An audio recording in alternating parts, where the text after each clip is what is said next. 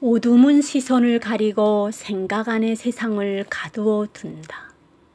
밤이면 수리공 청각이 산속에 홀로 외로이 있는 것만 같았고 비가 오면 그가 비를 다 맞는 것만 같았다. 번개가 울고 바람이 불 때에도 범이는 수리공 청각 생각으로 이승에서의 삶은 범이에게 하루하루 고통스러운 나날들이 흘렀다. 가장 정든 사람을 멀리 떠나보낸 상념으로 하여 생가사를 넘나드는 혼돈의 시간 속에 밤이 되면 창문에는 해골들이 나타나고 눈을 감고 있어도 이상하고 끔찍한 영상들이 지나가는 나날 속에 범인은 점점 쇠약해지고 일어설 힘조차 없어 쓰러지고 말았다. 범이가 살고 있는 땅에서는 상간한 집에 가면 상문이 든다고 하면서 혈육이 아니면 친한 사람도 외면을 한다.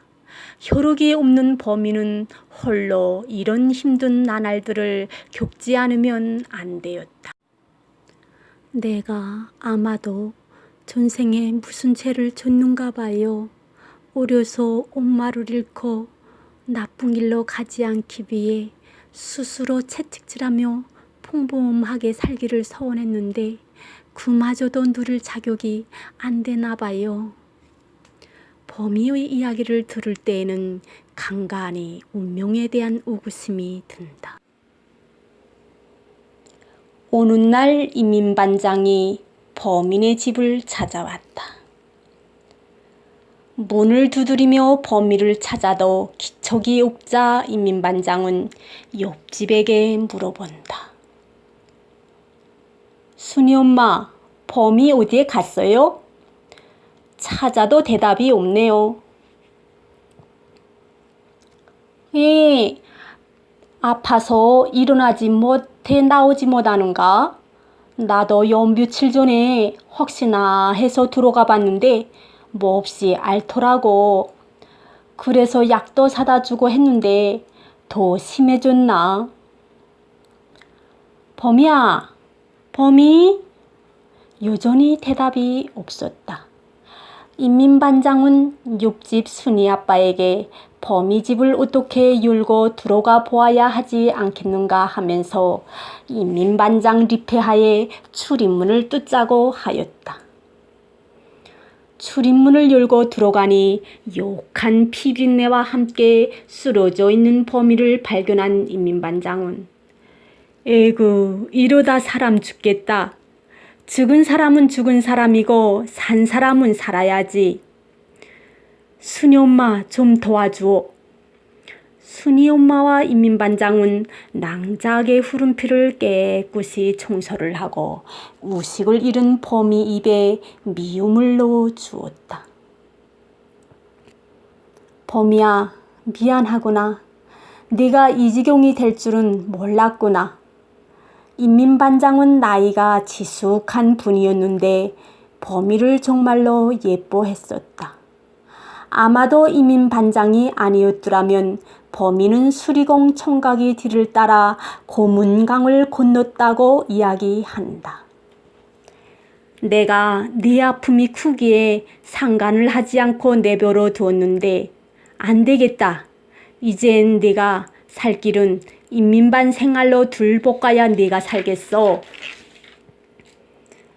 인민반장은 범이에게서 수리공 청각을 잊지는 못해도 네가 몸을 바쁘게 움직이면 서서히 좀 나아질 것이라고 하면서 농촌 지원이랑 인민반 동원 사업에 데리고 다니겠다고 이야기를 한다. 이런 주변 분들이 따뜻한 시선으로 범이는 다시 일어섰다.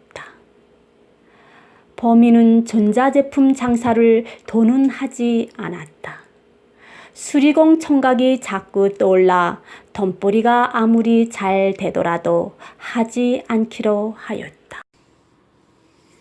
스스로가 선택한 길인지 아니면 운명에 이끌려온 길인지는 몰라도 범이의 이야기는 무슨 말로 어떻게 위로를 해야 할지 저로서도 생각이 떠오르지 않는다.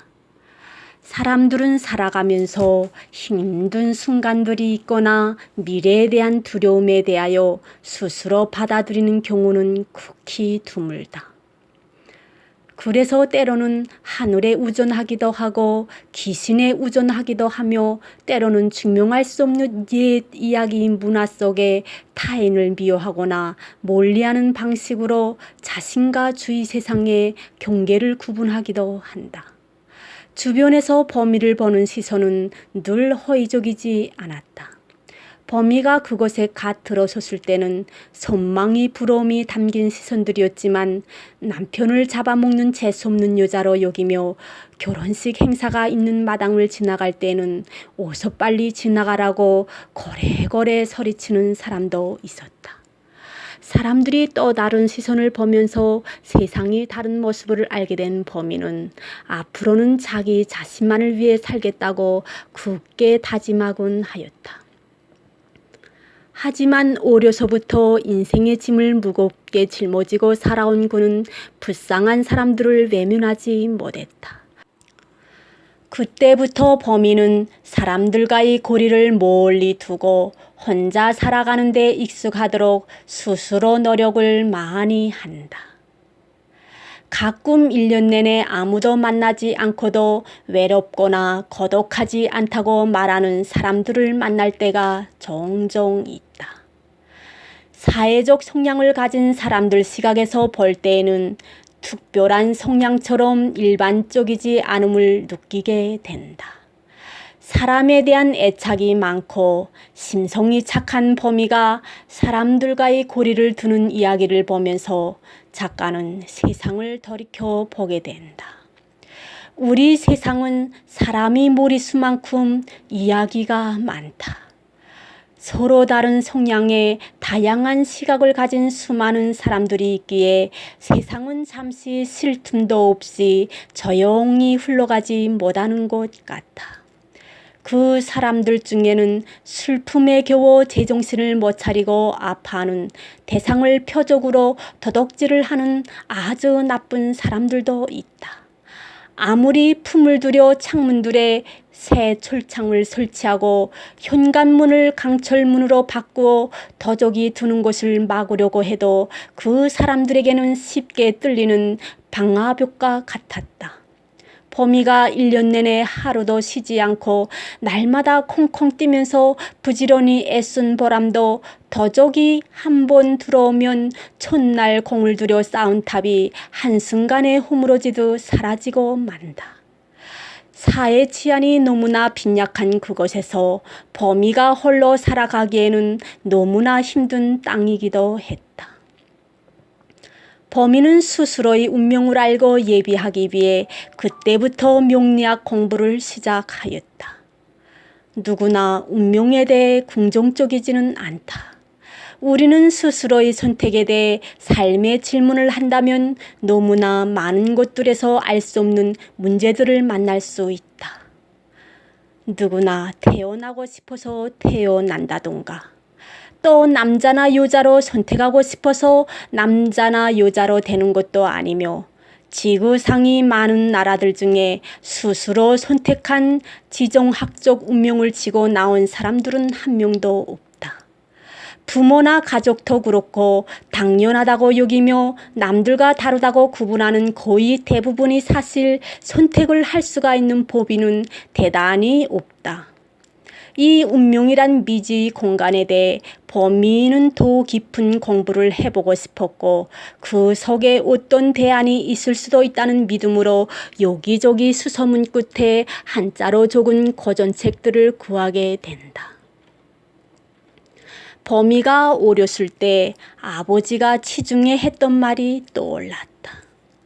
오는 날 자신이 팔자를 피해서 이 바다를 건너 저쪽으로 가면 팔자가 감히 따라오지 못하겠지 하고 열심히 너를 줬는데 앞에서 한 사람이 배를 타고 가기에 자네는 어디로 가나 하고 물으니 난 당신의 팔자요 라고 했다고 한다. 범이의 아버지는 팔자가 항상 스스로의 선택보다 앞선다고 했는데 너무 어린 시절에 들었기에 팔자라는 말을 이해하지 못했고 나이가 들고 삶이 고행을 많이 겪다 보니 알게 되었다면서 피할 수 없으면 공부를 해서 미리미리 알고 대처해 나가지 않을까 하며 명리학 공부를 하게 되었다고 한다. 명리학을 배우게 되면서 범인은 주변 사람들을 많이 도와주었다. 훨씬 전부터 꿈이 정말 신비할 정도로 현실과 잘 맞았는데 명리학 공부를 하면서 언어로 이해하기 힘든 이론들과 결부시키며 주변 사람들과의 소통에서도 훨씬 합리적인 설명을 할 수 있었다. 종교는 혁명의 아편과 같은 존재라고 모든 종교를 불법으로 간주하고 무자비한 폭력을 집행하던 국가의 예리한 감시 속에서도 안전하게 범위를 지켜준 것은 명리학 공부의 덕이었다. 오는 날은 사업차에 멀리 외지에서 숙박을 했는데 아침 새벽 괴한들이 쳐들어오는 꿈을 꾼 범인은 한급히 일어나 자리를 떴다. 며칠 후 돌아오던 길에 그 민박집에 들렸는데 민박집 사장님이 반가워하며 먼저 말을 걸었다. 이거 큰일 날 뻔했어요. 정말 재간이 유감 내기가 아닌가 봐요. 고기가 떠난 직후 고기를 찾는 사람들이 몰려왔었어요. 정말 잡혔으면 큰일 났죠. 삶은 불공평하다고 하지만 하늘은 공평한 것 같다. 그 누구도 의지할 데 없는 범에게 하루의 시작과 끝은 꿈으로 시작되고 꿈으로 끝이 난다. 꿈은 그의 동반자였다. 꿈에서 모든 걸 알려줘 참 좋았겠어요.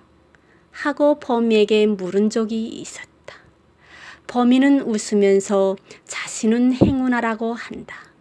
하지만 한때는 명리학을 공부하면서 인생이 주어진 대로 살아가야 하는 것인가 하여 허무함에 한동안 갈등했다고 하면서 인생이 장단점이 있듯이 모든 것에 만족하는 삶은 없는 것 같다고 이야기를 했다.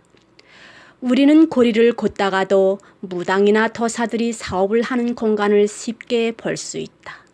그러나 범이가 사는 곳에서 명리학은 미신이며 곧 국가 반역죄에 해당하는 중죄에 해당하므로 아무리 신비하게 잘 알아맞혀도 직업으로 할 수가 없었다. 한 번 배운 지식과 기술로 평생 동안 잘 사용할 수 있는 것이 무엇인가 고민하던 범인은 평생 동안 영원이라는 말에 집중하게 된다. 그렇다. 세상의 모든 것은 변해도 꿈은 변하지 않아 사람들이 제부의 척도로 보는 듯하다. 영원히 변하지 않는 척도로서 꿈을 공부하고 싶어진 범인은 또다시 도전의 문을 활짝 연다. 저녁이 너를 바라보는 범인은 누런색의 광택을 멀리하는 세상이 자신을 간절히 기다리는 듯 콩콩거리는 심장소리에 귀를 기울인다.